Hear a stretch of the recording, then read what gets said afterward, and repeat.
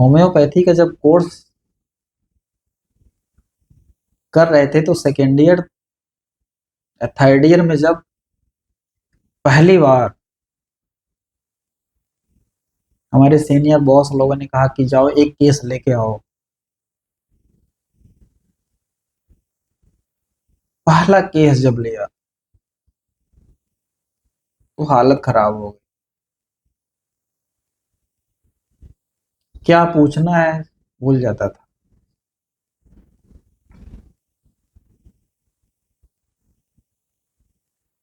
हालांकि case taking का pro forma मिला हुआ था कि उसमें क्या क्या चीजें पूछनी है, क्योंकि होम्योपैथी में थोड़ा सा लंबा हिस्ट्री लेना पड़ता है। लेकिन वो पेशेंट, पहला अनुभव पेशेंट के साथ कि पेशेंट अपनी बीमारी बता रहा है, चलिए हम नोट कर रहे हैं, लेकिन ये रिदम पेशेंट के साथ बैठाने में बड़ा टफ, जैसे होता है कि शुरुआती दौर में आप कोई साइकिल सीख रहे हो, कोई भी काम जो शुरुआती दौर में पहली बार आप करने जाते हैं तो एक डर अंदर रहता है कि कैसे होगा।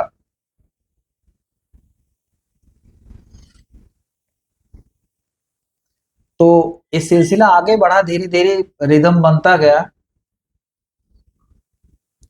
अच्छा भी लगता था जब पेशेंट 15 दिन बाद 20 दिन बाद आता था और मिलता था, डॉक्टर साहब धन्यवाद आपकी दवाई से बहुत आराम मिला है।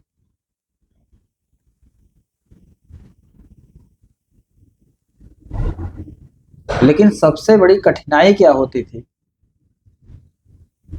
कि ठीक है,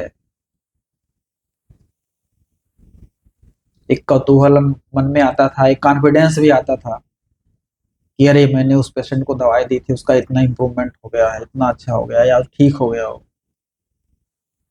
लेकिन इसी के साथ न ठीक होने वाले पेशेंट भी आके कंप्लेन करते थे कि डॉक्टर साहब आपकी दवाई से कोई फायदा नहीं।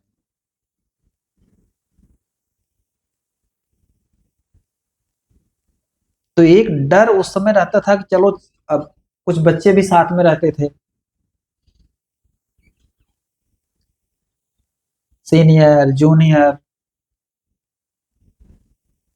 कि इसको ओपीडी में ले जाके प्रेजेंट करना। तो एक डर इस बात का रहता था कि जो है कि अगर पेशेंट ये बोलेगा कि जो है डॉक्टर साहब आपकी दवाई से फायदा नहीं हुआ तो एक इम्पैक्ट क्या जाएगा। एक उस समय दिमाग जाता था कि बेइज्जती की फीलिंग होगी ना, कि अरे पता नहीं कौन सी दवाई निकाल के दिया कि कोई फायदा नहीं हो। तो एक ये भी इशू था। लेकिन सबसे बड़ी बात जो होती थी कि ये मन में एक संघर्ष उस समय चलता था कि अगर पेशेंट आके बोलेगा, फिर वही पेशेंट आके बोलेगा डॉक्टर साहब फायदा नहीं हुआ तो क्या करेंगे।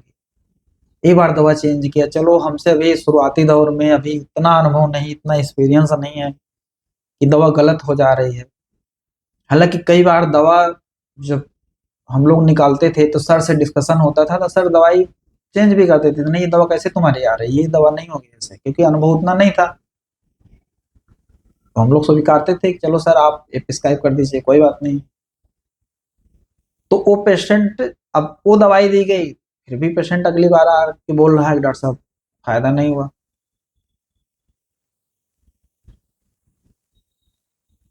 तो ये दोनों मिला जुला असर जो है शुरुआती दौर से जब स्टार्ट हुआ कि पेशेंट अच्छे ठीक हो रहे हैं, बहुत अच्छी खुशी आ गई, बहुत अच्छा लग रहा है। उसी में बहुत सारे ऐसे केस जो आके डॉक्टर साहब फायदा नहीं हो रहा है, या डॉक्टर साहब कब तक दवा चलेगी। वहां भी पेशेंट ओपीडी में पूछते थे डॉक्टर साहब कितना दिन तक दवाई खाना पड़ेगा। तो जितना उस समय एक्सपीरियंस था होम्योपैथी का, जीवन का, उसके अकॉर्डिंग मैनेज किया जाता था, बताया जाता था। लेकिन धीरे धीरे जब अपनी अभी आप अपनी प्रैक्टिस चलने लगी, अपनी क्लिनिक खुली, तो ये सवाल आज भी पेशेंट,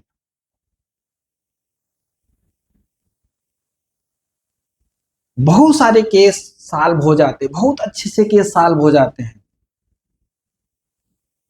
पहले जितनी एक कौतूहल आता था कि अरे इतना बड़ा केस सॉल्व हुआ, लेकिन आज वो उतना कुछ नहीं आता, ठीक है ठीक हो गया अच्छी बात।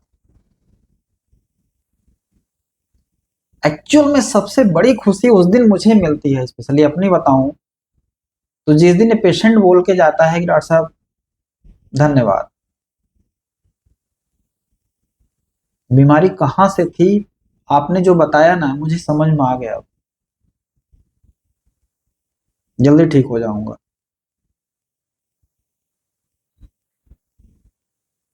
तो कोई बहुत बड़ी चीज नहीं है बीमारी, जीवन से जुड़ी हुई मनुष्य की बीमारियां हैं।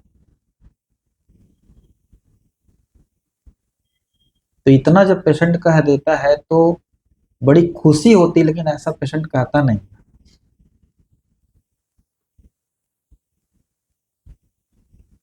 पेशेंट की तरफ से कॉमन सवाल यही होता है, डॉक्टर साहब कितने दिन तक दवाई खानी पड़ेगी, डॉक्टर साहब आपकी दवाई छोड़ते ही फिर से बीमारी शुरू हो जा रही, स्टोन हुई थी ठीक हो गया था फिर से आ गया, कोई डिजीज बार बार रिलैप्स कर रही है या और कॉम्प्लेक्स होके आ रही है। तो पेशेंट डॉक्टर को पैसे दे के जाता है तो वो बोलेगा कि डॉक्टर साहब कितना दिन तक दवा चलेगी, फायदा क्यों नहीं हो रहा है, या डॉक्टर साहब थोड़ा सा फायदा हुआ इसके बाद कोई इंप्रूवमेंट ही नहीं हो रहा है। अब सिचुएशन ऐसी है कि सब कुछ अब दिख जा रहा है कि क्या फॉल्ट हो रहा है, कहां से प्रॉब्लम्स आ रही हैं। क्योंकि शुरुआती दौर में इतना अनुभव नहीं था तो ज्यादा करके मेडिसिन पे हम लोगों का फोकस होता था कि मेडिसिन हो सकता है गलत हो रही हो, लेकिन आज जब मेडिसिन भी राइट प्रिस्क्राइब हो रही है फिर भी पेशेंट बोल रहा है कि नहीं डॉक्टर साहब अभी फायदा नहीं हो रहा है, तो कहीं न कहीं वो सारी चीजें दिखती हैं कि सिर्फ मेडिसिन में फॉल्ट नहीं हो रहा, कि बहुत सारे फॉल्ट मैं पेशेंट में देख रहा हूँ, लेकिन उस पेशेंट में जो फॉल्ट्स आ रहे हैं उसका इम्प्रूवमेंट कैसे हो, वो कौन करेगा, किसकी सबसे बड़ी जिम्मेदारी है, पेशेंट की सबसे बड़ी जिम्मेदारी है। उन फॉल्ट्स को दिखाना बताना डॉक्टर की सबसे बड़ी जिम्मेदारी है। ऐसा कुछ भी नहीं है डॉक्टर और मरीज के बीच में गहरे से गहरे सवालों के जवाब जो डॉक्टर को परेशान करते हैं। अब या तो ऐसी घटना घटे कि पेशेंट बार बार आके मुझसे करे बोले कि डॉक्टर साहब फायदा नहीं हो रहा, मैं इरिटेट हूं, मैं डिप्रेशन में जाऊं, समझ नहीं रहेगी अगर हमारी, तो बहुत डिफिकल्ट हो जाएगा पेशेंट को झेलना। मैं डिफेंस में जाऊंगा, रोज डिफेंस में जाऊंगा, बीमार मैं पड़ूंगा, डॉक्टर हनीमैन बोलते हैं। इसीलिए डॉक्टर हनीमैन ने बोला कि राइट प्रैक्टिस, सच पे आधारित प्रैक्टिस बहुत ही आसान है, लेकिन यही अगर कंक्लूजन नहीं निकला, एक्सपीरियंस नहीं हुआ एक टोटलिटी का, जीवन का, बीमारियों का, सत्य का, तो पेशेंटों को झेलना डॉक्टर के लिए कठिन होगा।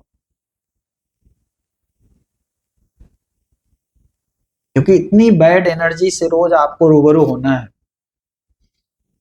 कब तक झेलोगे आप, कब तक डिफेंस में जाओगे कि आ रहा होगा वो मरीज अभी परेशान करेगा। हालांकि कुछ मरीज हैं जो नर्वस पेशेंट होते हैं, उन्हें तो सदा से बोला कि परेशान करेंगे उतना कोई इफेक्ट नहीं पड़ता, लेकिन कुछ ऐसी कॉम्प्लेक्स बीमारियां परेशानियां हो जाती हैं, पेशेंट के साथ ऐसी स्थिति ही रहती है, ऐसा उसका स्वभाव ही होता है कि सब कुछ दिख रहा है डॉक्टर को, डॉक्टर के अनुभव में वो चीज आ रही है, दिख रहा सब कुछ, लेकिन उसकी लाइफ से वो चीज हटाना बहुत डिफिकल्ट। क्यों ऐसा होता है कि बीमारी बार बार रिलैप्स करती है,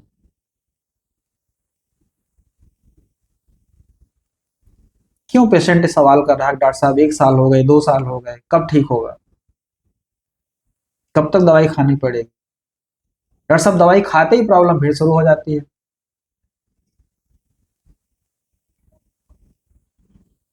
ये सिर्फ होम्योपैथी की बात नहीं है, किसी भी सिस्टम की बात आप उठा लीजिए, पेशेंट्स आते हैं लौट के, पता चलता है सालों से 5 साल से फीवर की, टाइफाइड फीवर की दवाई खा रहे हैं लोग। एलोपैथी में चले गए, लेके चले आए, 10 दिन आराम हो गया, जैसे उसका प्रभाव हटा फिर दोबारा। कोई होम्योपैथी डॉक्टर से ऐसा सवाल पेशेंट नहीं करते हर जगह, लेकिन एक एलोपैथी में थोड़ा सा कोई डॉक्टर ज्यादा जो फेमस हो गया हो, क्योंकि जाहिर सी बात है कि वहां पे इतना टॉक करने का मौका नहीं मिलता। मेडिसिन प्रिस्क्राइब हो गया, आप लेके बाहर जाइए, आपको मौका नहीं मिलेगा सब बताने का।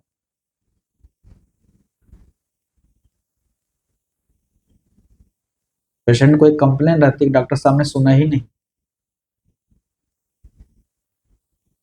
तो क्या आंसर है इसका? डॉक्टर हनीमैन कहीं न कहीं आर्गनान में सब कुछ मेंशन करके गए हैं, कुछ छोड़ा नहीं उन्होंने। एक हेल्दी प्रैक्टिस करने के लिए, एक राइट प्रैक्टिस करने के लिए पेशेंट कह रहा है, कंप्लेन कर रहा है, चिंता है हमें कि ठीक हो जाए वो, लेकिन बहुत सारा एक्सपीरियंस भी आता है उसके साथ कि क्या सिर्फ मेरी ही जिम्मेदारी है, पेशेंट की जिम्मेदारी नहीं है। देखते हैं डॉक्टर हनीमैन क्या बोलते हैं। आर्गनान ऑफ मेडिसिन इंट्रोडक्शन वाले पार्ट में डॉक्टर हनीमैन लिखते हैं, as long man have existed they have been liable individually और collectively to disease from physical और मोरल काजेस। मतलब कि ये मनुष्य जाति, मैन, जब से एग्जिस्ट कर रहा है, कब से एग्जिस्ट कर रहा है, फिर वही बात आई, कई बार वीडियो में बोला हूं, एनिमल, मैन, डिवाइन, 3 यात्रा है। इसी यात्रा में सब लोग लगे हुए हैं, animal, man, divine. As long man have existed they have been liable, liable है, लाइबिलिटी है उसकी, इंडिविजुअली, व्यक्तिगत रूप से, और कलेक्टिवली, संयुक्त रूप से।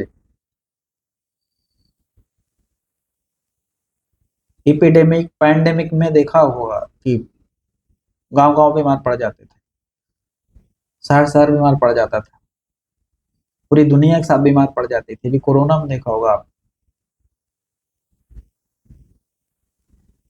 क्या बीमार कर गया? कोरोना वायरस नहीं, डर, फियर। तो लायबल इंडिविजुअली और कलेक्टिवली टू डिजीज, बीमारी के लिए लायबल है। वो जो मैन है ना, पहला वीडियो अगर देखा होगा आप लोगों ने, उसमें मैन को मैंने पूरा एक्सप्लेन किया है कि मैन को हम ट्रांसफॉर्म जब तक नहीं करेंगे उसकी बीमारी नहीं जाएगी,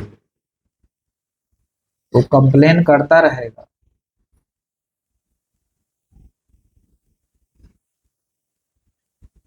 टू डिजीज फ्रॉम फिजिकल और मोरल काजेज, क्या कारण हो सकते हैं बीमारी के? फिजिकल काज हो सकते हैं। फिजिकल काज में अगर देखा जाए तो जो पैथोलॉजी की बुक है, जो एलाइड सब्जेक्ट है, तो उसमें फिजिकल एलिमेंट में, सेल इंजरी में जितने भी फिजिकल एलिमेंट है उसमें वो सारी चीजें आ जाएंगी फिजिकल काज में। आर मोरल काजेज, मोरलिटी क्या है? मतलब जब एनिमल से मैन बना, तो मैन के पहले भी एक कंडीशन हुआ करती थी जो आदिवासियों की कंडीशन हुई थी। जब जीवन एकदम नेचर के करीब था, लाइफ ऐसे तो एकदम जानवरों जैसी ही थी, कोई सिविलाइजेशन नहीं था, कोई मोरलिटी नहीं थी, अबोध रूप में चीजें जी जाती थी, नेचुरल जी जाती थी। इसीलिए आज देखेंगे कि जो जंगल में रहने वाले आदिवासी ट्राइब्स हैं, उनमें बीमारियां ना के बराबर है, नेचुरल बीमारियां ही हैं, क्योंकि बीमारियां होने के लिए मनुष्य की शरीर बाध्य है, वो जाएगी जाएगी। तो मोरल काजेज, मोरल काजेज क्या है आगे डॉक्टर हनीमैन इसको बताएंगे। इन ए rude state of nature, but few remedial agents were required.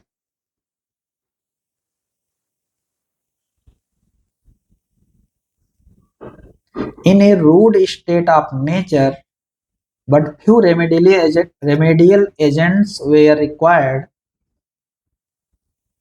मतलब जब नेचर थोड़ा सा रूड हुई, क्या होगा कि हम अपने नेचर से हट जाएं, या नेचर की कोई कलामिटी आई, भूकंप आया, अति ज्यादा गर्मी, अति ज्यादा ठंडी, अति ज्यादा rain, the rude state of nature but few remedial agents were required. मतलब कि थोड़ी सी दवाइयां कभी जरूरत पड़ती थी, फ्यू, बहुत ज्यादा दवाइयां प्रयोग में नहीं आती थी, थोड़ी सी दवाइयां इंसान पहले प्रयोग कर लेता था, ठीक हो जाता था। ये शुरुआती दौर में डॉक्टर हनमैन बता रहे हैं। ऊपर उन्होंने लिखा कि जब से शुरू हुआ मनुष्य का इतिहास, as the simple mode of living admitted but few diseases. जो लाइफ थी ना, बड़ी सिंपल हुआ करती थी, जीवन अज्ञान भले था, इग्नोरेंस भले था, लेकिन वो इग्नोरेंस नेचुरल था।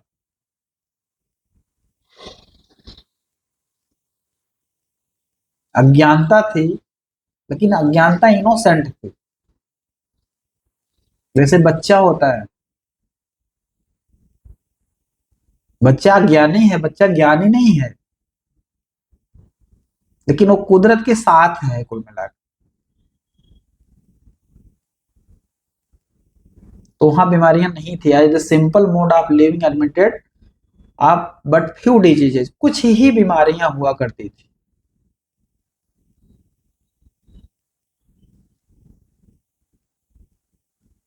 अगर बीमारियों की बात चली तो अभी देखा जाए तो एक है नेचुरल डिजीज।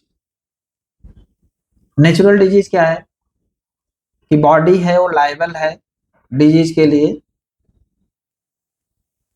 तो उसमें बीमारियां लगेंगी। अगर आज देख लिया जाए, अगर 100 ईयर लाइफ स्पान है हमारी, तो बॉडी धीरे धीरे डिटेरियोरेट होती जाएगी। एक उम्र के अकॉर्डिंग कुछ बीमारियां आती हैं नेचुरल, वो आनी है, ये बॉडी कैसे जाएगी।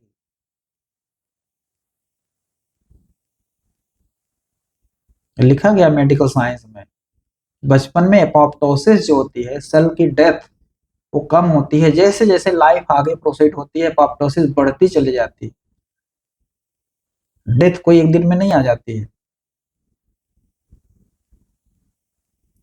तो कुछ नेचुरल बीमारियां आती है जिसको छेड़ने की जरूरत नहीं है। आज के युग में वो भी, अगर कोई मान लीजिए 70 ईयर का कोई पेशेंट आया, बोला डॉक्टर साहब ईचिंग हो रही है, अगर आपको हिस्ट्री से पता चला नहीं पहले कोई इनको कोई परेशानी नहीं थी, तो अगर 70 ईयर में कोई ईचिंग आ रही है तो छेड़ना नहीं है, हम उस पर भी दवाई देके उसे भी कॉम्प्लेक्स कर देते हैं। लेकिन आगे लिख रहे हैं उसमें दूसरी अवस्था क्या होगी, एक तो नेचुरल हो गई, दूसरी यही पेशेंट थोड़ा सा नेचर से ज्यादा दूर चला जाए, तो जो 60 में 70 साल में बीमारियां आनी चाहिए, जो 60-70 साल में बीमारी आनी चाहिए, वो 20 साल में आने लग जाएगी, 30 साल में आने लग जाएगी। तो उन बीमारियों के लिए हमारे पास दवाई, मिनिमम दवाई होम्योपैथी, उस नेचर के अकॉर्डिंग।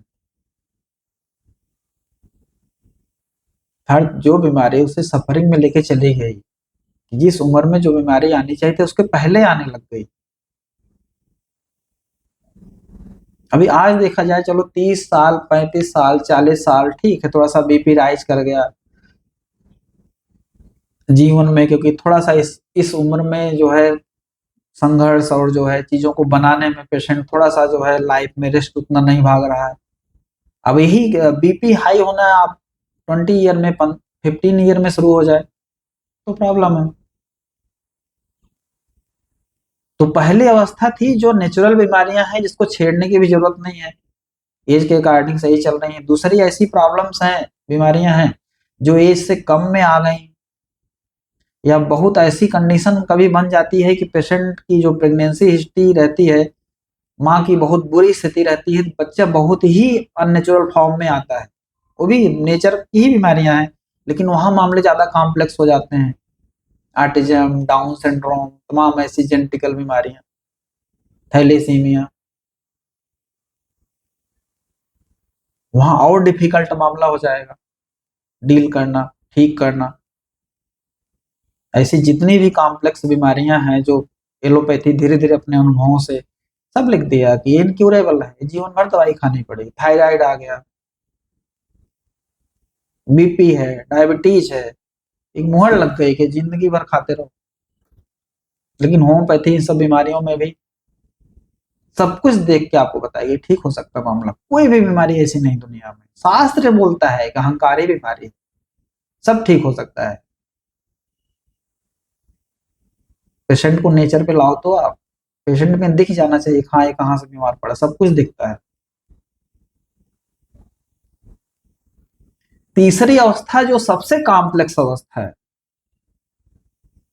जब आप नेचुरल नहीं अननेचुरल दवाई खाने लग जाते हैं क्रानिक बीमारियों में लंबे समय तक, स्पेशली एलोपैथी की बात, जब भी क्रानिक बीमारियों में एलोपैथी लंबे समय तक चलती है तो डिजीज ऐसे कॉम्प्लेक्स कर जाती है। डॉक्टर हनीमैन कहते हैं यहाँ सबसे डिफिकल्ट मामला आ जाएगा।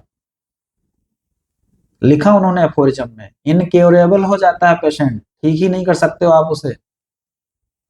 आज तो बहुत सारे जब एलोपैथी से भ्रमण करके पेशेंट आते हैं तो ये अवस्था में आ रहे हैं, क्या किया जाए उनके साथ। फिर भी वहां पे अच्छा खासा इंप्रूवमेंट सब कुछ दिख जाता है, लेकिन पेशेंट को सब्र नहीं रहती, इतनी बिगड़ी हुई अवस्था में अपने आप को लेके आता है, फिर जल्दी से उसे ठीक कर दीजिए। ये तीसरी अवस्था को डॉक्टर हनीमैन बोल रहे हैं कि ये आर्टिफिशियल डिजीज है, ये मैन मेड है, ये दवाओं के द्वारा कॉम्प्लेक्स की हुई बीमारी है, ऐसे कॉम्प्लेक्स हो गई हैं। इसलिए उन्होंने कहा है कि खाना तो नेचुरल दवाई खाना, ना खाना छोड़ देना बीमारी कम से कम कॉम्प्लेक्स तो नहीं होगी, नेचुरल तो बनी रहेगी। उसमें संभावना तो रहेगी ट्रीटमेंट करवा लो कहीं पे, कोई अच्छा डॉक्टर मिल गया, कोई नेचर का डॉक्टर मिल गया, जीवन को समझने वाला डॉक्टर मिल गया, उसके सानिध्य में आपकी जिंदगी उसने दिखा दिया, ठीक हो गए आप, कुछ दवाई खा लिए।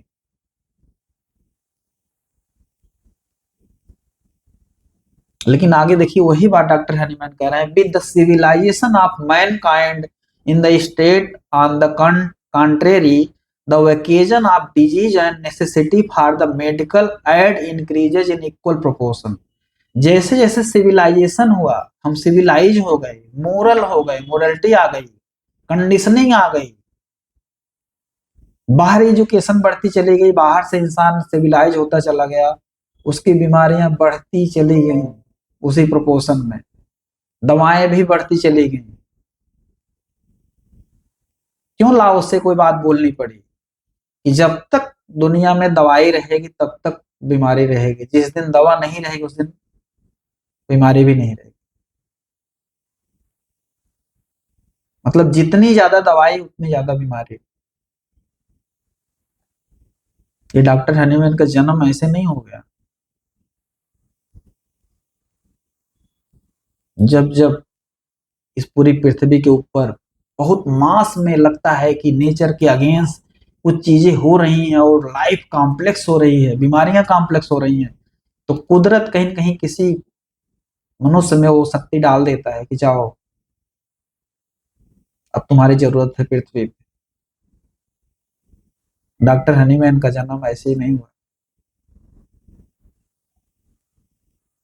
इतनी सूक्ष्म दवाई उन्होंने कर दी कि अगर इतनी दवाई आप दे रहे हो, नेचर के अगेंस्ट दे रहे हो, तो इतना बड़ा रिएक्शन आ रहा कॉम्प्लेक्स डिजीज के रूप में, तो ये होम्योपैथिक दवाई मिनिमम रिएक्शन आ रहा, टोटलिटी पे चली गई, नेचुरल क्योर हो रहा, माइंड का पार्ट भी रिलैक्स कर रहा है इन दवाओं से। जो डॉक्टर हैनीमैन ऊपर लिख रहे हैं मोरल काजेज, शास्त्र बोल रहा है कि 90% बीमारियां मनुष्य की साइकोलॉजिकल हैं।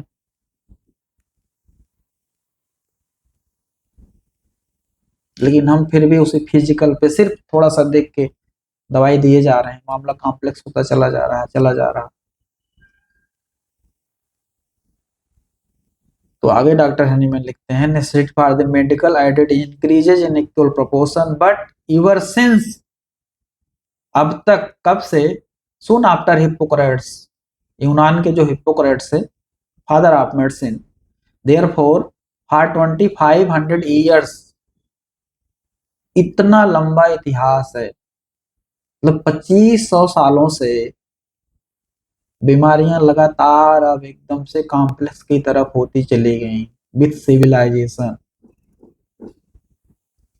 तथा कथित साइंस, नेचर से फाइटिंग साइंस, पूरा एक्सप्लेन किया हूं पहले की वीडियो में, अगर उसको गहराई से सुनेंगे तो अब ये मामला समझ में आएगा।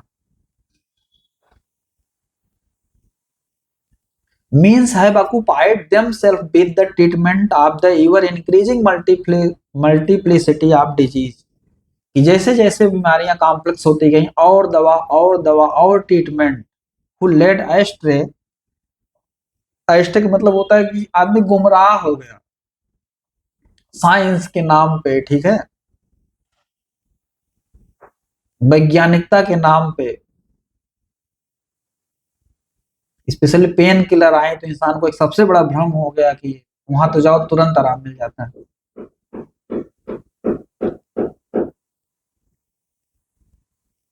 अब एक पेशेंट का लेटेस्ट अभी केस था कि दोनों जॉइंट उसके बहुत अच्छे थे और दोनों में गैप अच्छा था, नी जॉइंट का केस था। और वहां पे डॉक्टर ने, एलोपैथी डॉक्टर ने क्या किया कि पेन किलर्स वगैरह उसमें काफी दे दी और उसको खा करके उसे लगा कि काफी मुझे आराम मिल गया, और इसके बाद वो अपने काम को और डबल कर दिया। कुछ दिन बाद जब स्थिति, वो जो पेन किलर्स इतनी गई वो भी नहीं काम कर रही हैं, एक एक सब बढ़ गया, तो बाद में फिर एक्सरे जब हुआ तो दोनों बोन्स एकदम अप्रॉक्सीमेट, एकदम से फ्यूजन कंडीशन में आ गए। तो ये है पेन किलर कि कैसे मामले को कॉम्प्लेक्स कर रही है। पेन एक इशारा है, कुदरत कराह रही है, बता रही है आपके माध्यम से, देखो कुछ हो रहा है, देखो उस रूट पे क्या है, इस पेन को मत दूर करो। लेकिन यही सबसे बड़ा भ्रम पेशेंट को आया कि नहीं, वहां तो तुरंत आराम मिल जाता है। अब पेशेंट को इस बात का पता नहीं कि पहले वाली जो बीमारी, हालांकि धीरे धीरे जब समझाया जाता है कि देखो ये पहले वाली बीमारी ज्यादा बड़ी थी कि अब वाली बड़ी है, तो पेशेंट बोलता है हाँ डॉक्टर साहब अब वाली तो बड़ी है, तो कहाँ आप ठीक हो रहा है। एक बीमारी दब जा रही, दूसरा अलग सिस्टम उससे हायर आ जाएगा। डॉक्टर हनीमैन लिखते हैं less important organ to more important organ की तरफ लगातार प्रोसीड हो रहे हैं। डायबिटीज की दवा चल रही है, चलते चलते हार्ट जा रहा अंदर से, लिपिड प्रोफाइल डिस्टर्ब हो रहा लगातार, लेकिन पेशेंट क्या खुश है कि हमारा डायबिटीज कंट्रोल में है, कल वो हार्ट से जाने वाला है। कहाँ रुक रहा मामला बताइए, क्योंकि जीवन जब बैलेंस नहीं बनेगा, आपकी ये साइकी जिसकी वजह से आपकी बीमारी आई, जब उसको आप रूट को आप देख ही नहीं रहे हो, तो फिर अगर फिजिकल पे लोकल हिट करोगे तो क्या होगा, वो कॉम्प्लेक्स होगा मामला। लॉर्ड बेकन का वचन कि यदि सारी दवाइयां दुनिया की महासागर में फेंक दी जाएं तो मनुष्य का कल्याण हो जाएगा, लेकिन मछलियों का नुकसान हो जाएगा। तो ये गुमराह हो गया है मनुष्य, मेडिकल साइंस भी गुमराह हुई है, जो अपने आप को सबसे ज्यादा एडवांस कहती है। उसे सोचना पड़ेगा, सिर्फ लॉजिकल अगर हो इंसान, ये सिर्फ लॉजिक थोड़ी है, लॉजिक है, राइट ब्रेन का इंट्यूशंस है, उसमें इमोशंस जुड़े हैं, फिर हाइंड ब्रेन का वर्किंग सिस्टम है, ये सब जुड़ता है तब एक टोटलिटी में आप कोई चीज बता पाते हैं हाँ ये सच क्या है। लेकिन हम सिर्फ लॉजिक से यहाँ टुकड़ों में, आए दिन एक मीटिंग, आए दिन एक साइंटिफिक वेबिनार, कि अच्छा ये प्रॉब्लम है, ऐसे हो रहा, अब यहाँ पे मेडिसिन बढ़ा दी जाएगी। कुछ नहीं होता, होम्योपैथी बुला रही है, सब कुछ लिख के चलेगा डॉक्टर हनीमैन। कुछ गलत नहीं है, लेकिन हर एक लेवल पे जब हम देख रहे हैं मामले कॉम्प्लेक्स हो जाएं, तो वहां कोई भी अपने आप को मेडिकल साइंस हो, एलोपैथी हो, आयुर्वेद हो, होम्योपैथी हो, सबका एक जीवन में एक अनुभव से आदमी गुजर रहा है। उसको सोचना चाहिए कि अगर बार बार मुझे फेल्योर मिल रहा है, कुछ तो फॉल्ट है। अब दिखाने को डॉक्टर हनीमैन ने दिखा दिया और फिर भी लोगों की आंख न खुले तो किसका दोष बताइए। इस प्रकृति के समय चक्र को इसीलिए शायद विनाश की तरफ दुनिया जा रही, तो उसको कौन रोक पाएगा। नहीं खुल रही लोगों की आंखें।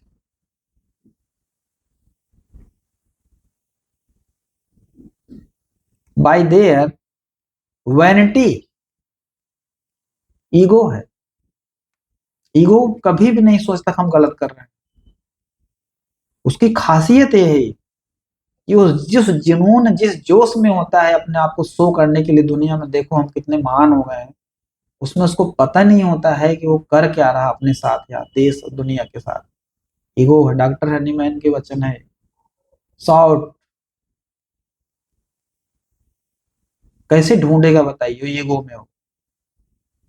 Bye reasoning and guessing to excogitate the mode of furnishing this add,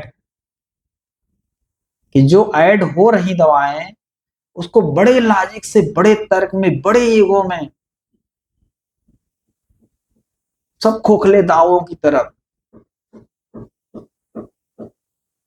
क्योंकि कुछ इंग्लिश के टर्म जब पेशेंट सुनता है तो उसको ये लग जाता है कि बहुत बड़ी चीज है, डॉक्टर है तो इतनी बड़ी बीमारी बता दी है। पेशेंट अपनी बड़ी बीमारी सुन के कहता नहीं कि अगर उसका टेस्ट हो तो कोई बीमारी नहीं है, तो बड़ा दुखी भी हो जाता है। अरे इतना पैसा लगा, कोई बीमारी भी नहीं है। बीमारियों का भी आनंद पेशेंट कभी कभी लेता है, इतनी बड़ी बीमारी मुझे हुई। तो ये देखिए डॉक्टर हनीमैन क्या बोल रहे हैं। ये चाहते थे 2 शब्द में कुछ लिख सकते थे, लेकिन देखिए पूरा इन्होंने हिस्ट्री में लिख दिया। ये बताइए कुछ अलग है सत्य से। आज धर्म शास्त्र या सत्य के जानने वाले यही तो बोल रहे हैं कि कलयुग चल रहा। कलयुग का मतलब होता है मोस्टली चीजें बिगड़ चुकी हैं।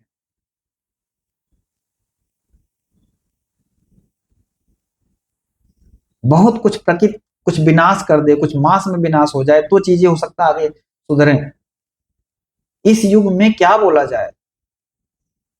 पेशेंटों के सवाल जो होते हैं ना, अभी तो सबसे ज्यादा बढ़े। कैसे झेलेगा डॉक्टर उसे, अगर ये समझ नहीं होगी जो डॉक्टर हनीमैन बता रहे हैं। अगर यही चीज डॉक्टर लोग मिलके बोलने लग जाए, जीवन दिख जाए कि हाँ पेशेंट के साथ कुछ उसके कर्म में तमाम चीजें सब दिख जाती हैं, कहाँ से फॉल्ट हो रहा। बीमारी पहचानना तो बहुत बहुत सिंपल है, सब कुछ दिख जाता है। लेकिन पेशेंट कैसे उसको अपने साथ उसको स्वीकार करेगा, ईगो में, ना समझी में। दो ही पेशेंट सबसे ज्यादा परेशान करते हैं, बहुत ईगो वाले पेशेंट, या तो बहुत ना समझ है, नहीं समझ रहे हो, परेशान करें।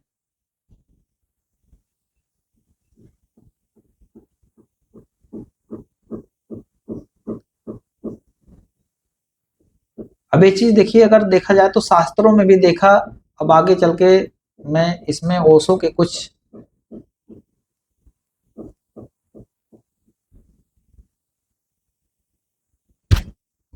दिए हुए सत्य हैं, इसको आप देखते हैं। देखिए लिखा है कि nature is wiser than all your scientist put together. Nature, कुदरत ज्यादा विवेकशील है, ज्यादा बुद्धिमान है than all your scientist put together, सारे साइंटिस्ट मिल जाए। Nature cure itself, in fact nature cures, ये कुदरत स्वयं क्योर कर रही है। यही तो डॉक्टर हनीमैन देख रहे हैं। डॉक्टर हनीमैन ने क्या ऑब्जर्व किया, उन्होंने कहा कि देखा उन्होंने, जब एक बड़ी बीमारी आ रही तो छोटी बीमारी गायब हो जा रही है। इसका मतलब एक बड़ी बीमारी अगर हम पेशेंट के साथ खड़ी कर दें, छोटी बीमारी उसकी गायब हो जाएगी। ये पूरा होम्योपैथिक अफोरिज्म 26 यही बोलता है कि हायर एनर्जी आएगी, लोअर एनर्जी रिप्लेस हो जाएगी उससे।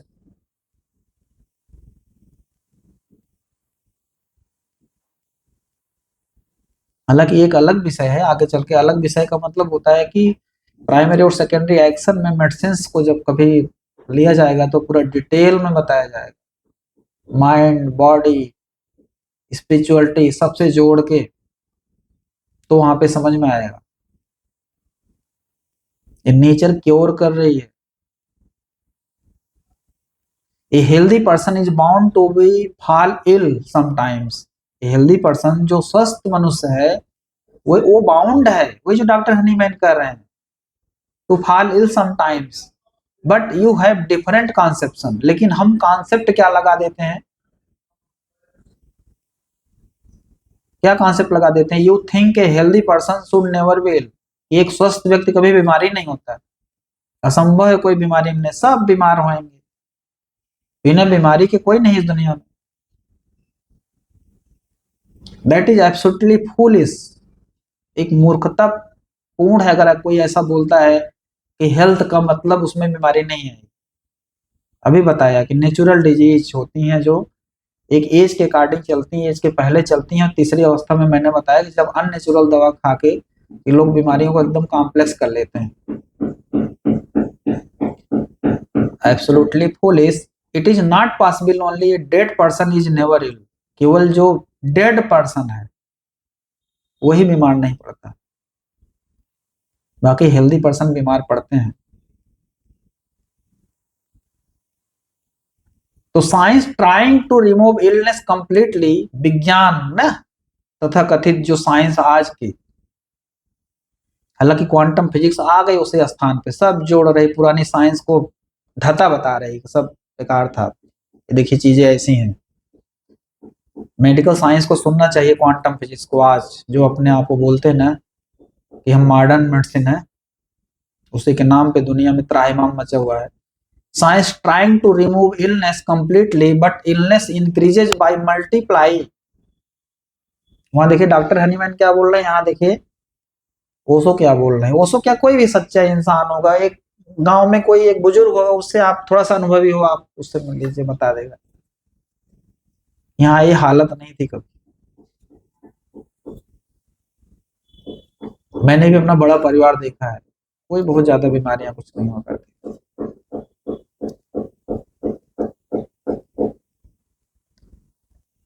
On disease gone another new disease came. क्या बोल रहे हैं डॉक्टर हनी, मैंने को मेडिकल सिस्टम का देखिए कैसे ज्ञान है कि एक बीमारी जा रही, दूसरे खड़ी हो रही है उससे बड़ी। अब दूसरे डिपार्टमेंट में जाओ,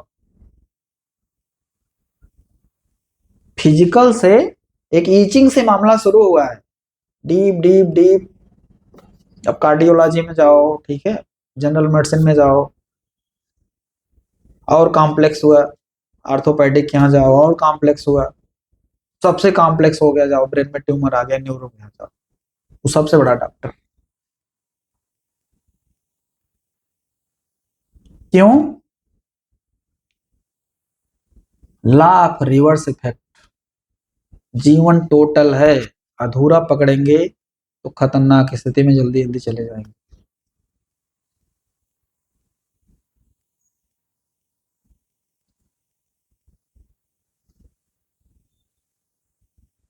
आगे इतना तक बोल दिया शास्त्र ने कि death has nothing to do with the illness, it is not even remotely connected with it.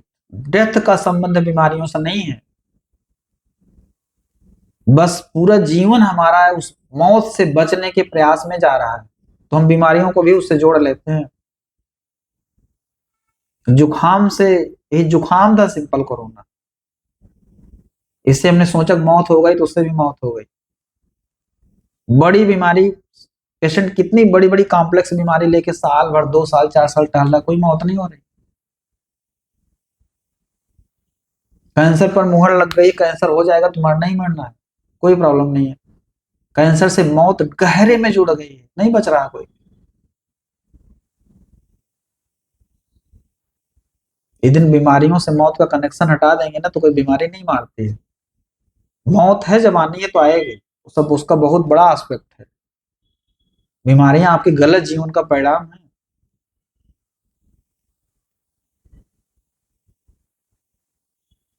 सालों से पेशेंट कोमा में पड़ा रहा, नहीं मर रहा, कौन सा बीमारी से लोग मर जाते। हम जोड़ लेते हैं, ये बीमारी हमें मार तो नहीं जाएगी, डॉक्टर साहब उनको ये बीमारी हुई थी, यही तो मुझे हो रही है, कहीं कोई घटना तो नहीं घट जाएगी।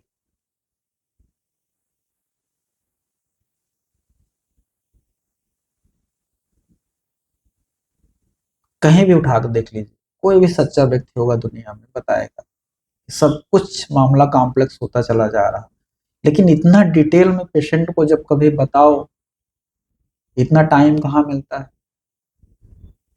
कभी टाइम मिल भी जाता, अगर पेशेंट से आप बात कर लो तो फिर वही अगली बार आके बोलेगा डॉक्टर साहब फिर बीमारी नहीं जा रही।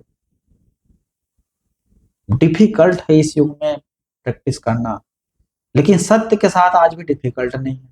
आप सब समझ रहे हो क्या किया जाए, जो कैपेबिलिटी है डॉक्टर हनीमैन पूरे आर्गनान में देखिए, डॉक्टर हनीमैन जैसे होता क्या है, होम्योपैथिक मेडिसिन आ गई, धीरे धीरे होम्योपैथिक मेडिसिन भी, अब जैसे आगे चल के एक चीज आएगा अभी, जो तंत्रा है, तंत्रा बहुत डीप वो जीवन को समझा है। तंत्रा ने देखा जाए तो ये पूरी बॉडी का जो सिस्टम है उसमें मन को भी एक सबस्टेंस ही माना गया है। वो बोला गया है कि बहुत लंबे समय तक एक सबस्टेंशियल है जो चीज, जो कहते हैं डॉक्टर हनीमैन उसको डायनेमिक कह रहे हैं, तो डायनेमिक का मतलब होता है कि मैटर का सूक्ष्मतम पार्ट एकदम जो डायनेमिक हो गया, जहां पे कुछ नहीं है वो तो सत्य है, वो ईश्वरीय आप कुछ भी उसको बोल सकते हैं, लेकिन मनुष्य का जो मन है ना, ये भी बड़ा सब्टल मटेरियल है, सूक्ष्म मटेरियल।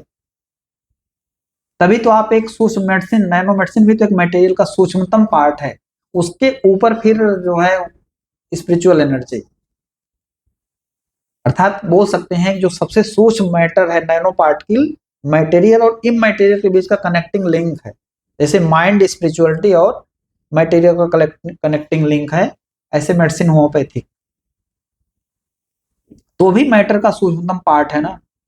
तो माइंड को कहां से बदलेगी बताइए, तो माइंड को इसलिए बदल रही, माइंड भी जो हम बहुत सारी चीजें, अभी बोला डॉक्टर हनीमैन ने कि जब से चीजें आ रही हैं बहुत सारी चीजें हमने मेमोरी में गलत चीजें जो अपने साथ ले ली है, जिससे बीमारियां बढ़ रही हैं, परेशानियां बढ़ रही हैं, वो सब चीज क्या है, वो मटेरियल चीजें ही तो हैं सूक्ष्म रूप में। लेकिन बहुत गहरा जहां पे विवेक हो जाता मनुष्य का, जो गहरी बुद्धि है, वहां तक आगे देखिए, एक बार एक्सप्लेन किया गया पहले ही, जो वीडियो डाला गया था उसमें लिखा है, जो है डॉक्टर ओशो ने भी एक्सप्लेन किया है कि होम्योपैथिक जो मेडिसिन होती हैं, अभी तक रिसर्च की गई मेडिसिन सबसे डीपली जा रही है मन पे, मेंटल बॉडी पे जाती हैं।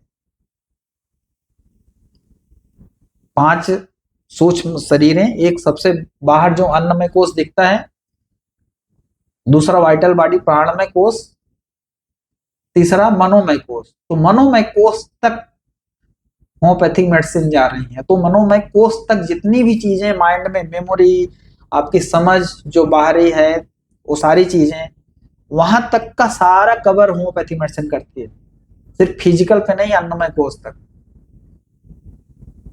इसलिए होम्योपैथिक मेडिसिन देने के बाद पेशेंट की एंजाइटी, चिंताएं, सब पेशेंट सब टोटलिटी बोलता है डॉक्टर साहब बड़ा रिलैक्स मिल रहा, नींद आने लग गई अच्छे से, वो चिंताएं हट गई,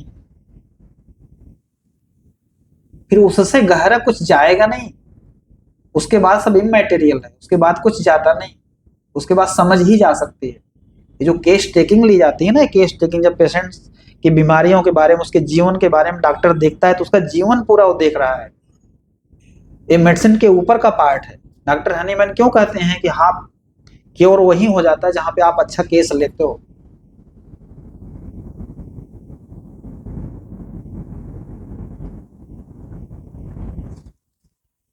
तो तंत्रा ये बोलता है कि माइंड क्या है, एक सबटल मटेरियल है। आज आधुनिक मेडिकल साइंस भी जो कुछ खोज रही है, कुछ गलत नहीं खोज रही है, कुछ भी मेडिकल साइंस का अभी तक खोज गलत नहीं, बस केवल कनेक्टिंग लिंक नहीं मिला पा रही हो, क्योंकि जहां चीजें एक आपस में जुड़ जाएंगी वही सत्य है, जहां टुकड़ों में वही असत्य है। जितने भी एंजाइम की खोज हो रही, जीन की खोज हो रही है, गामा ग्लोबुलिन हुआ, तमाम ऐसी चीजें बॉडी में जो बायोकेमिस्ट्री है, इसकी जितनी भी अभी रिसर्च हो रही, कुछ गलत नहीं है, बस हम उसको लिंक नहीं मिला पा रहे।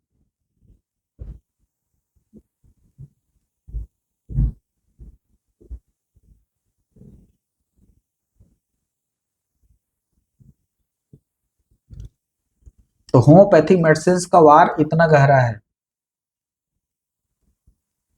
वैसे भी डॉक्टर हनीमैन देखिए हेल्थ की डेफिनेशन में क्या लिखते हैं, definition of health, in the healthy condition of man the spiritual vital force autocracy the dynamize that animate the material body organism rule with unbounded sway and retain all the part of organism in admirable harmonious vital operation as regard both sensation and function, so that our indwelling region gifted mind can freely employ this living healthy instrument for the higher purposes of our existence। तो doctor Hahnemann की definition देखिए health की, ये पूरा system mind body सब ऐसा लगा हुआ है, इतना हारमोनियस है कि सुख शुक्र है उस ऊपर वाले का, उस एनर्जी का, उस ब्रह्मांड का, कि जो इतना रिदमिक सब चल रहा है। ये जो रीजन गिफ्टेड माइंड हमें मिला, जो इस लिविंग हेल्दी इंस्ट्रूमेंट को हायर पर्पज की तरफ, एग्जिस्टेंस का हायर पर्पज क्या है?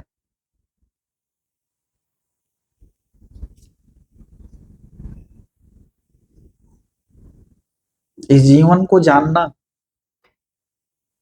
कहां लेके जा रहे हैं हम जीवन,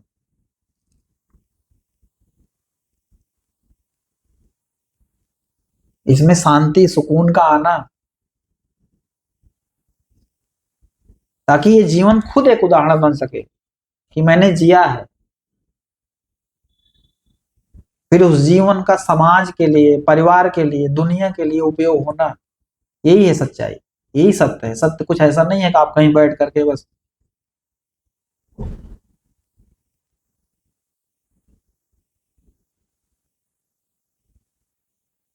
सत्य ही कहता है कि पूरी पृथ्वी अपना परिवार होती है। ये सब जब किसी इंसान की लाइफ से दिख जाए तब मान लेता है इंसान। कुछ ही लोग मान पाते हैं, हाँ ये रियली में इसने सत्य जाना है, इसने जीवन जिया है।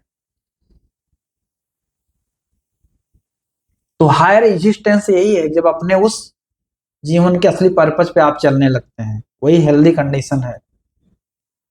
तो क्या क्या ऑब्स्टेकल हो सकते हैं देखिए, और डॉक्टर हनीमैन आगे क्या कहते हैं, ऑब्स्टेकल इन क्योर में देखा जाए कि जब कोई आप दवा दे रहे हैं, पेशेंट बार बार फिर वही बात कि पेशेंट ठीक नहीं हो रहा, तो तमाम बातें ऐसी डॉक्टर हनीमैन जो कई अफोरिज्म में इन्होंने बताया है।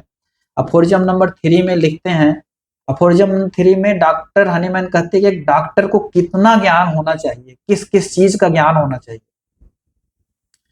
लिख रहे हैं what is curative in disease, कि जो बीमारी लेके आ रहा उसमें क्या क्योर करना है। अब सोच लीजिए एक पेशेंट आई आज 2-3 सालों से लगातार उसको बस 10 मिनट की 20 मिनट की बेहोशी हो जाती थी। मैं देखा फिजिकली एकदम फिट 18-19 साल की लड़की, देखने में बॉडी बिल्डअप, पूरी पर्सनालिटी एकदम हेल्दी, इसको कैसे बीमारी, कहां से प्रॉब्लम आ रही है? बस इतना उसने बताया कि डॉक्टर साहब बीपी मेरा लो होता था, तो डॉक्टर लोगों ने कहा कि जो नमक चीनी पानी का घोल पी लिया करो, ठीक हो जाएगा। अब यही करते हैं तो मुझे आराम मिल जाता है, मैं एकदम बेहोशी की हालत में हो जाती हूँ, तो लोग मुझे बाद में जब होश आता है उसको पिलाते हैं तो उससे आराम मिल जाता है। क्या था इसमें बताइए, कहाँ उसकी डिजीज थी? कह रहे हैं कि इन डिजीज, उस बीमारी में क्या ठीक करना है, उसका मैंने सिर्फ नमक बंद करवा दिया कि नहीं आज से बंद कर देना, कि तुम्हारा हार्ट ऐसे भाग रहा है, इतना भाग रहा है, जैसे ट्यूबवेल है बहुत स्पीड से भागने लग जाए तो पानी छोड़ देती है, तो हार्ट इतना तेज भागेगा तो उसकी सप्लाई एकदम कम हो जाएगी, फेंट हो जाएगी। इतना ही मामला हो रहा है, एक नहीं कई सारे ऐसे केस डील किए गए जो नमक चीनी पानी के घोल से प्रभावित थे, बस इतना दूर करने में पेशेंट ठीक हो गया। उसको क्या लगा हुआ डॉक्टर साहब ने कितनी अच्छी हमें दवाई दे दी, हम ठीक हो गए। बताइए क्या था इसमें?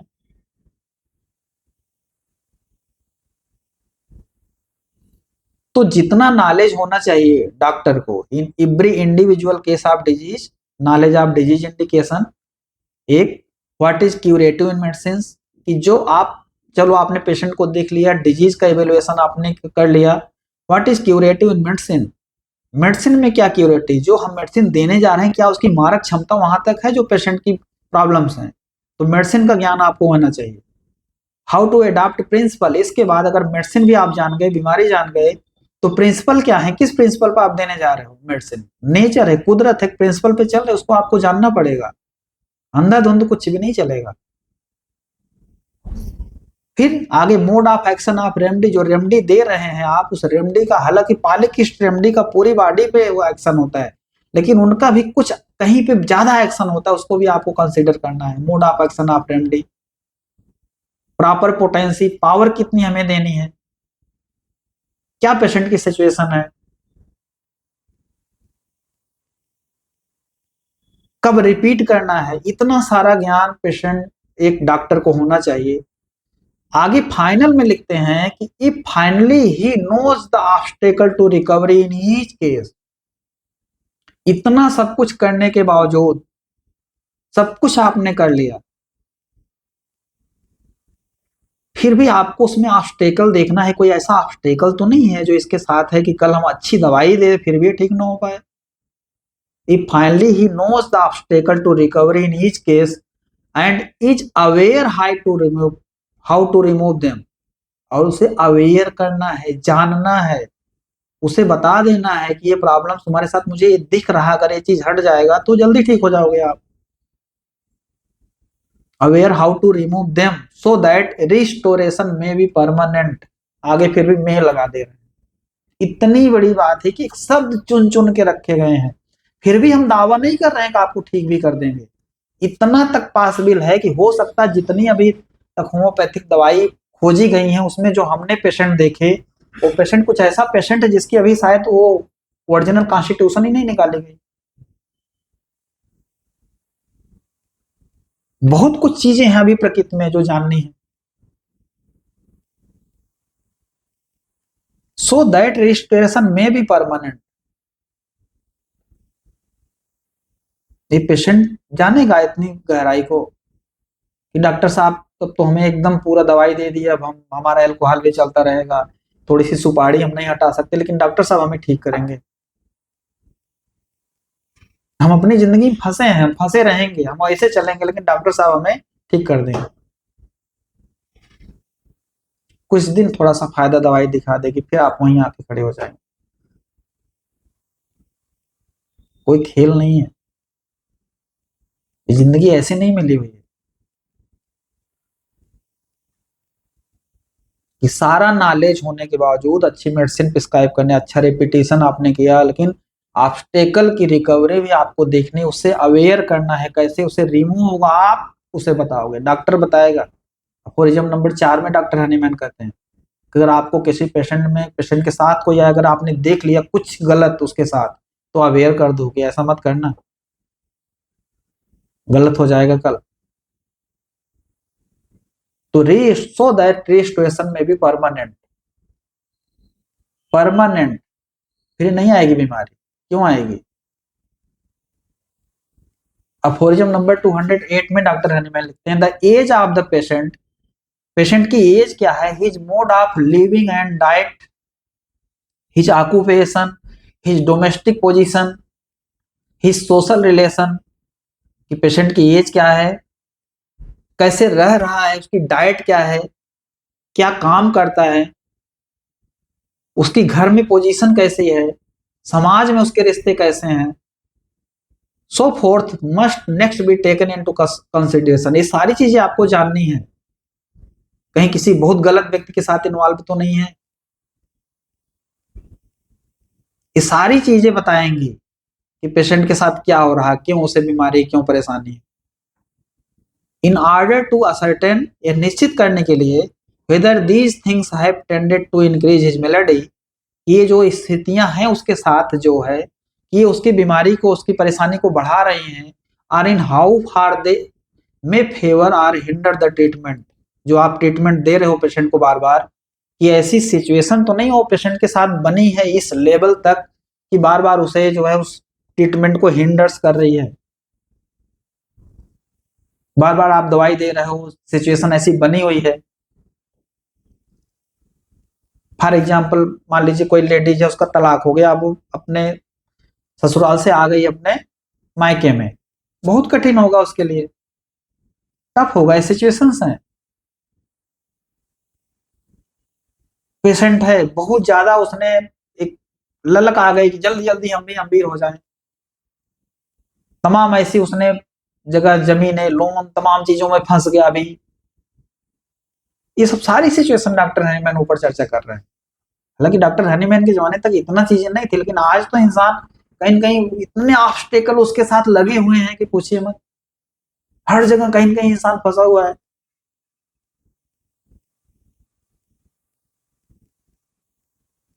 इन like manner the state of his disposition and mind must be attended to. उसका माइंड का, उसका स्टेट, उसका डिस्पोजिशन कैसे है, इसको भी आपको अटेंड करना है, देखना है। उस सब दिख जाएगा कि नॉर्मल है, दिख रहा है कि यार इस मेंटल में कुछ दिख रहा है, कहीं पे कुछ कुछ हरकतों से पता चलेगा, पेशेंट को देखने से पता चलेगा कि इसके साथ ये है, इतना दूर कर दे तो अच्छा हो जाएगा।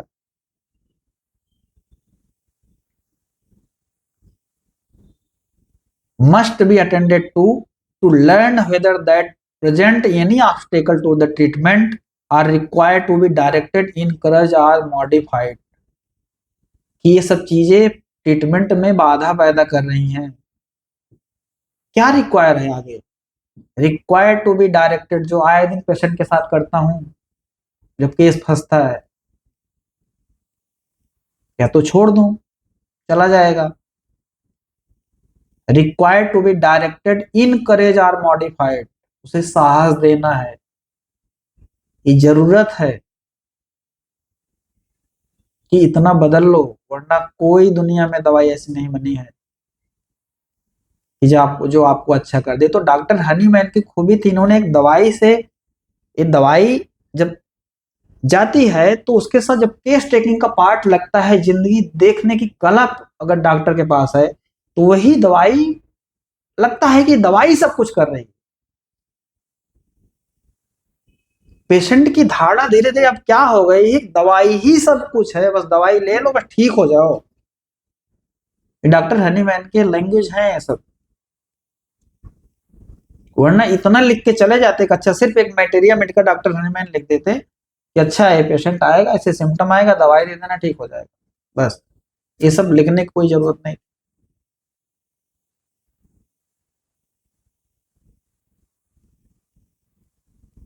डॉक्टर भी फंसा हुआ है, पेशेंट भी फंसा हुआ है।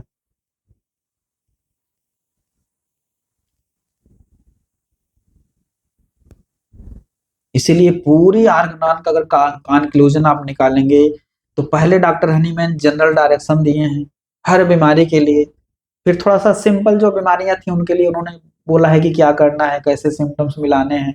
फिर मामला और थोड़ा सा कॉम्प्लेक्स हुआ जब, तो थोड़ा सा बोल रहे हैं कि बहुत अनकॉमन पिक्यूलियर सिम्टम की तरफ जाना, सिफिलिटिक सिम्टम्स को छांटना है। मामला जब वन साइडेड डिजीज में आया, लोकल डिजीज, फिर वन साइडेड डिजीज मामला और गहरा हुआ, मेंटल तक गया, फिर इंटरमिटेंट डिजीज और जब कॉम्प्लेक्स मामला आया, फिर लास्ट में सोचिए बोलते हैं कि अगर इतने पे भी दवाई देने के बावजूद भी, डॉक्टर के लाख प्रयासों के बावजूद भी पेशेंट में इंप्रूवमेंट नहीं हो रहा है, तो लास्ट में देखिए डॉक्टर हनीमैन वही बात बोल दी है जो बड़े डिवाइन सत्य पे उपलब्ध लोग दुनिया के लिए करके चले गए, किसी काइंड पर्सन के पास लेके जाना, जिसकी ऊर्जा, स्पिरिचुअल ऊर्जा इतनी हायर हो, वहां उसके सानिध्य में कुछ हो सकता है, उसके जीवन का चेंज हो जाए। कितनी डेप्थ है, लेकिन हम सिर्फ अटक गए, अच्छा दवाई दे दो बस हो जाएगा।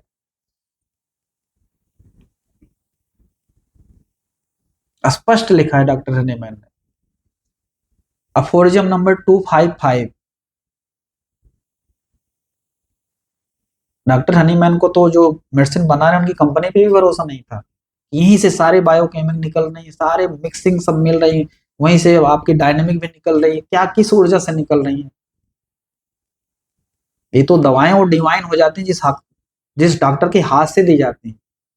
तो क्वांटम फिजिक्स आज देखिए प्रूव कर रही है कि वाटर है मेमोरी, ये जो अल्कोहल है, वाटर है, इसमें मेडिसिन डिस्पेंस की जा रही है, वो जो डॉक्टर बैठा उसकी ऊर्जा भी उसमें जा रही है।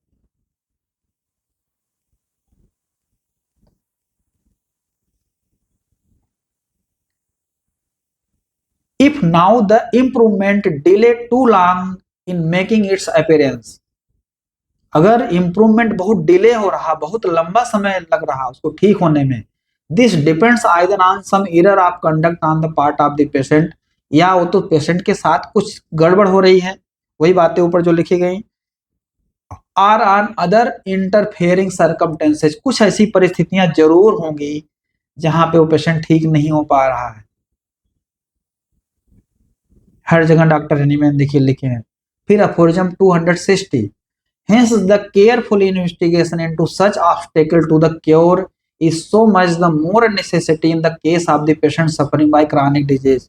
स्पेशली बोल रहे हैं chronic disease से अगर पेशेंट सफर कर रहा है तो बहुत इंपॉर्टेंट हो जाता है कि जितने भी ऑब्स्टेकल हैं उसको हटाए जाएं। एक जमाने में डर लगता था होम्योपैथी में पेशेंट को आने में, या आज भी पेशेंट आके पूछते हैं डॉक्टर साहब ये सब सारी चीजें तो होम्योपैथी में सब मना होती है ना, सब इतना लंबा परहेज डॉक्टर होता है कैसे किया जाएगा। लेकिन आज डॉक्टर लोग तो कुछ नहीं बताते। चलो कुछ हो सकता है 2-4 डॉक्टर प्याज लहसुन कुछ बता दे नहीं खाना, सिरका नहीं खाना है। लेकिन डॉक्टर हनीमैन उस जमाने में, जबकि उसमें डाइट एंड रेजिमेंट भी इतना इंसान का बिगड़ा नहीं हुआ था जितना आज के जमाने में है। आज तो बहुत ज्यादा ये सब बहुत डराना है पेशेंट को कि ये सब चीज न खाओ नहीं तो हालत खराब हो जाएगी, कोई बीमारी तुम्हें ठीक तुम्हारी नहीं होगी, वही दवाई खा लो। उस समय देखिए डॉक्टर हनीमैन कितनी बातें लिख डाले कि क्रानिक बीमारियों में स्पेशली आपको, ठीक है, पेशेंट के साथ कितनी बड़ी बातें उन्होंने डाइट एंड रेजिमेंट में लिखा कि कॉफी कॉफी मना करना है। Fine Chinese and other herbs T, जो चाइनीज कई ऐसे हर्ब्स होती है जो टी जिसमें कैफीन की क्वालिटी होती है, टीज होती हैं, उसको सब मना करना है। Beer prepared with the medicinal vegetable substance unsuitable for the patient state, जो बियर्स होती हैं लोग यूज करते हैं, ठीक है, बहुत सारी बियर्स ऐसी होती हैं जिनमें वेजिटेबल ऐसे यूज होते हैं जिनमें मेडिसिनल क्वालिटी होती है, उसको आपको मना करना है।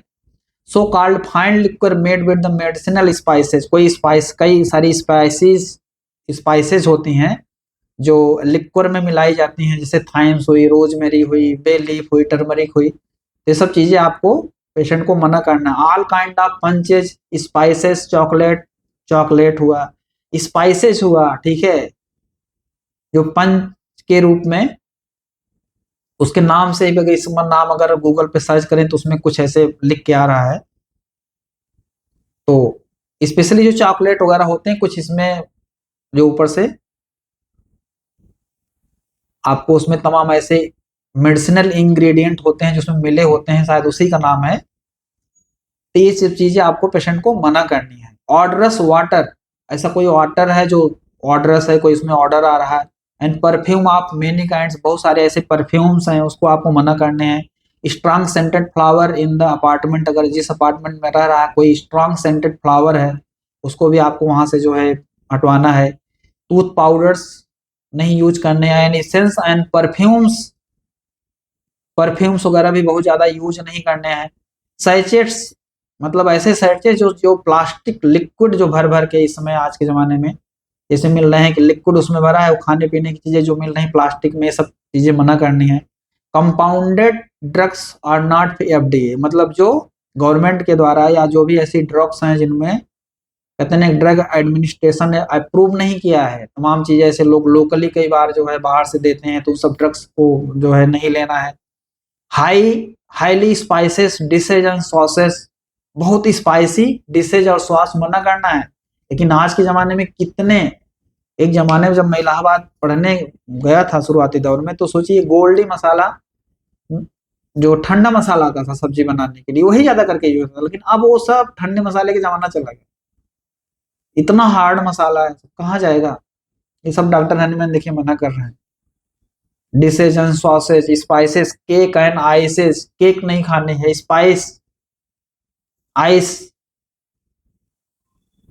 नहीं खानी है। Crude medicinal vegetable for soups, कई सारे ऐसे सूप्स जो है क्रूड मेडिसिनल वेजिटेबल की बनी होती है, इसको नहीं लेना है। Dishes of herb root and stalk का प्लांट पॉसिंग मेडिसिनल क्वालिटी, जितने भी मेडिसिनल क्वालिटी की आपकी हर्ब्स है, सब्जियां हैं, उसको बिल्कुल आपको मना करना है। एस्परएगस यूज होता है यहाँ यूरेशिया में एज ए वेजिटेबल, उसका टिप में कोई ऐसा कंपोनेंट होता होगा जो नुकसान कर रहा है डॉक्टर हनीमैन के अनुभव में। With the long green tips, उसको अवॉइड करना है। Hop and all vegetable possessing medicinal property, जितनी भी वेजिटेबल है जिसमें मेडिसिनल प्रॉपर्टी है, सेलेरी है, अनियन है, ओल्ड चीज, ये सब अनियन है, ये सब चीजें अवॉइड करनी है पेशेंट को। पुरानी paneer, old cheese and meat that are in the state of decomposition, कि बहुत दिनों से फ्रिज में रखी हुई है, डिकम्पोज हो गई, उसको नहीं देना है। Or that possess medicinal property, अगर ऐसा कुछ है जिसमें मेडिसिनल प्रॉपर्टी, उसको आपको अवॉइड करना। Eat the flesh and flack of pork, sugar का मीट, ये सब चीजें अवॉइड करना। डक एंड गीजेस, कुछ जो है चिड़िया हैं, ठीक है, जिनको आप नहीं यूज करेंगे। और veal that is too young and sour wine, जिनके बहुत ज्यादा सॉर चीजें होती हैं, उसको नहीं यूज करना है।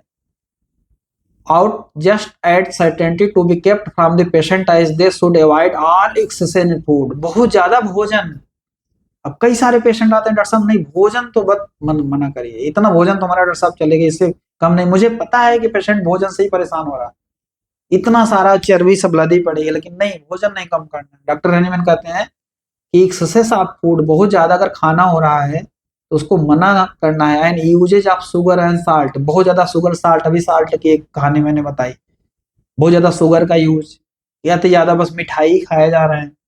एंड आल्सो स्पिरिचुअस ड्रिंक, ये स्पिरिचुअस ड्रिंक तमाम होते हैं जो इसको अवॉइड करवाना पेशेंट को। अनडाइल्यूटेड विद द वाटर, कि बिना आप उसको डाइल्यूट किए आप लिए जा रहे हो, अल्कोहल लिए जा रहे हो।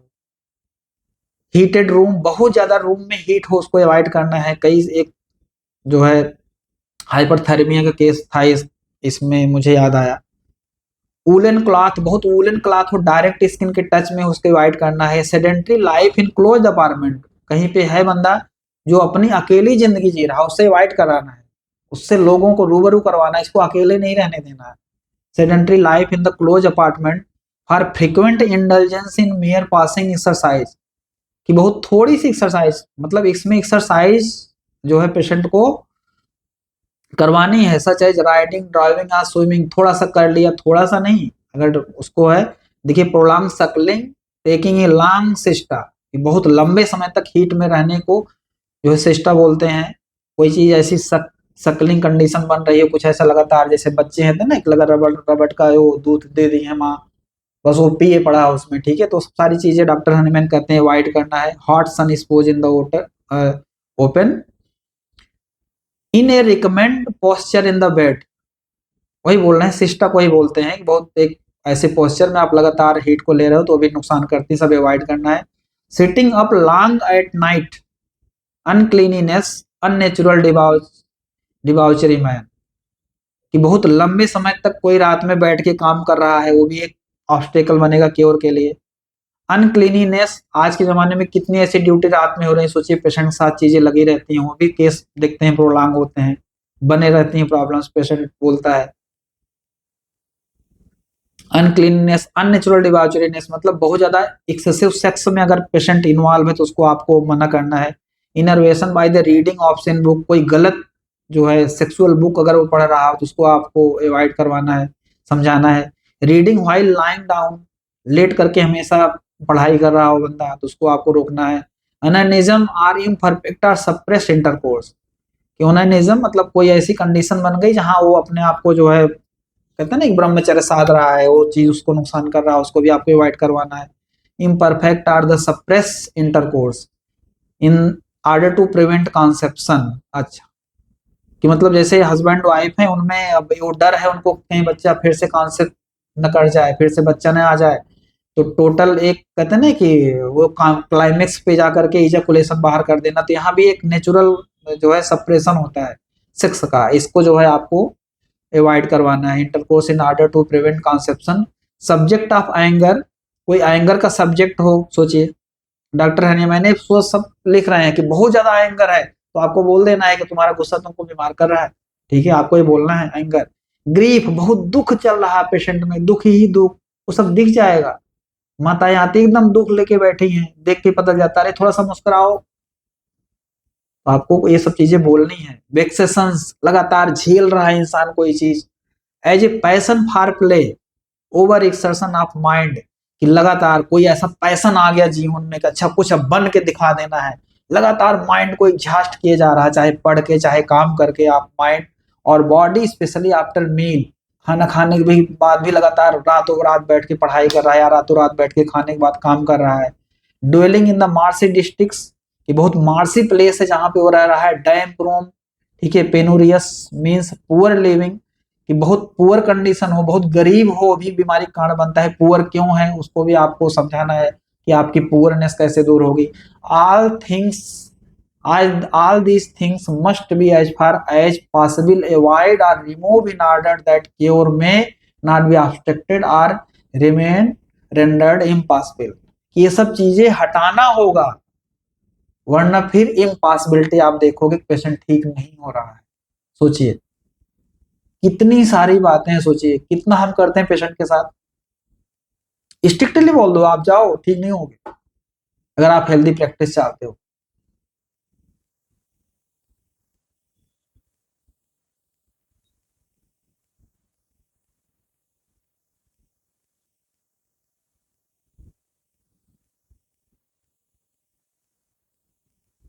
Aphorism number 261, the most appropriate regimen. 261 में डॉक्टर हनीमैन आगे लिखते हैं, the most appropriate regimen during the employment of medicine in chronic disease consist in the removal of such obstacle to recovery and in supplying where necessity the reverse innocent moral and intellectual recreation. कितनी बड़ी बात है, सोचिए कि कई बार ऐसा होता है कि सब कुछ करने के बावजूद भी कुछ ऐसी चीजें होती हैं जहां पे आपको बड़ा इनोसेंट होकर के, ठीक है, इंटेलेक्चुअली पेशेंट को रिक्रिएट करना है, उसको कुछ समझाना है, बताना है, ठीक है, कुछ उसके एक्टिव एक्सरसाइज बताना in the open air in the almost all kind of वेदर्स, सभी वेदर्स में डेली वॉक करने जाना है। स्लाइट मैनुअल लेबर, कुछ आपको लेबर का कुछ काम करना है। फिजिकल काम तो चला गया, मशीनें आ गई आज की दुनिया में। कितना महिलाएं बीमार पड़ती थी जब घर में सब वो सब आटा वगैरह बना के सब खाती थी, नहीं। लेकिन आज के जमाने में बस खाना खा लेना, बैठ जाना, कोई काम नहीं है। सब खाना अंदर पेट में सड़ रहा है, चर्बी बढ़ा रहा है, बीमारी, डायबिटीज, हार्ट, सब सारी चीजें प्रॉब्लम्स आ रही हैं। ये सब लाइफ स्टाइल डिजीज एलोपैथी बोलती है। सब लिखे डॉक्टर रहने मैंने छोड़ा है, कुछ सब लिख डाले हैं, लेकिन नहीं डॉक्टर साहब एक्सरसाइज नहीं होगी, ये नहीं कर सकते।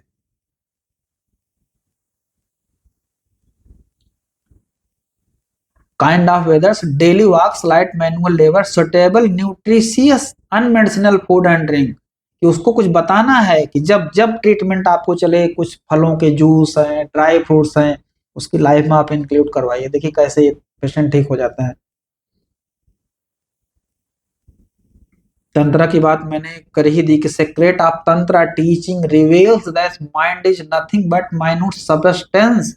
छोटा सबस्टेंस है आपका mind, storage from ancient stream time, so it can be change, इसे बदला जा सकता है। इस हैबिचुअल लाइफ को, ये जो आदमी की लाइफ आज ढो रहा है, इसे बदला जा सकता है। इसे बदले बिना काम नहीं चलेगा।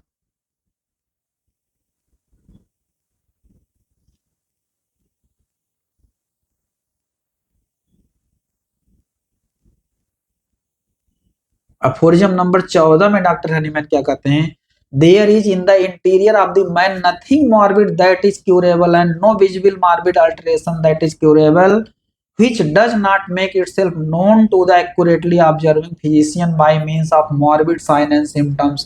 डॉक्टर हनीमैन कहते हैं कि बहुत अंदर जो है ना, जो मनुष्य का कोर है, वहां पे कुछ ऐसी बीमारी नहीं है, वहां पे कुछ आपको नहीं ठीक करना, सब शुद्ध है। जैसे वो तंत्रा बोल रहा है कि हम कहाँ से बीमार पड़ गए, वो लंबे समय से जो बाहरी चीजें आपने अडॉप्ट कर ली हैं, हमारी जो कंडीशनिंग समाज की हो गई, जो मोरलिटी बाहरी हमारी आ गई जीवन में, जो हम अपनी लाइफ को प्योरिटी से नहीं जी सकते जैसे हैं, लेकिन बाहर से हम ऊपर से बहुत नैतिक बन गए हैं, बहुत आज्ञाकारी बन गए, लेकिन अंदर से स्थिति बहुत नाजुक चल रही है। ये सब चीजें देखिए डॉक्टर हनीमैन सब सारी चीजें बोल रहे हैं कि अंदर कुछ बीमार नहीं है, बहुत छोटी सी पतली सी लेयर है जो बाहरी आपने ले ली, वही सब बीमारियां आपको, उसी सब वही सब चीजें आपको बीमारियों में लेके जा रही हैं। There is interior of man nothing morbid, कुछ मॉर्बिड नहीं है।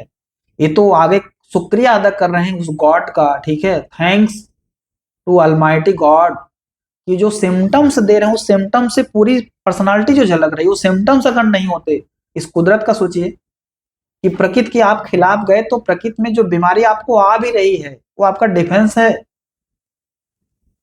कई बार एग्जाम्पल में बताया, जैसे मान लीजिए आप 2 रात अभी नहीं सोए तो अगले दिन बीपी आपका बढ़ जाएगा, वो बीमारी थोड़ी है। नींद करेक्ट कर लीजिए, बीपी अपने आप आपका रिड्यूस हो जाएगा। लेकिन हम उसे बीमारी वो डिफेंस मैकेनिज्म, वो तो कुदरत का सोचिए, ऑलमाइटी गॉड का, कुदरत का, कहते हैं ना कि प्रकृति माँ है। आप गलत हो फिर भी देखिए आपको बीमारी, वो बीमारी नहीं, वो डिफेंस आपका आया है। वो जो आपने स्थिति क्रिएट कर दी अपनी लाइफ को गलत जी करके, वो बीमारी के रूप में शो हो रहा है। देखो ये स्थिति अगर अच्छी हो जाएगी तो बीमारी ऑटोमेटिकली हट जाएगी। अब लगातार हम डरे जा रहे हैं, डरे जा रहे हैं, हमारा जीवन गया गया गया गया।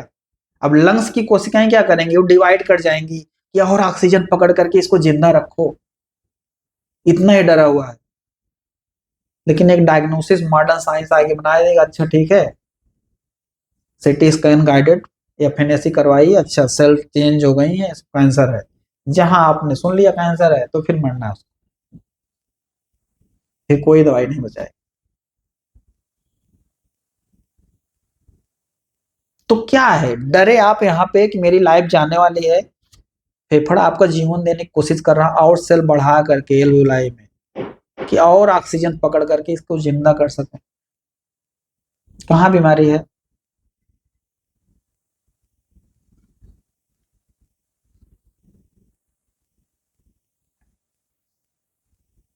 बस आज इतना ही, धन्यवाद।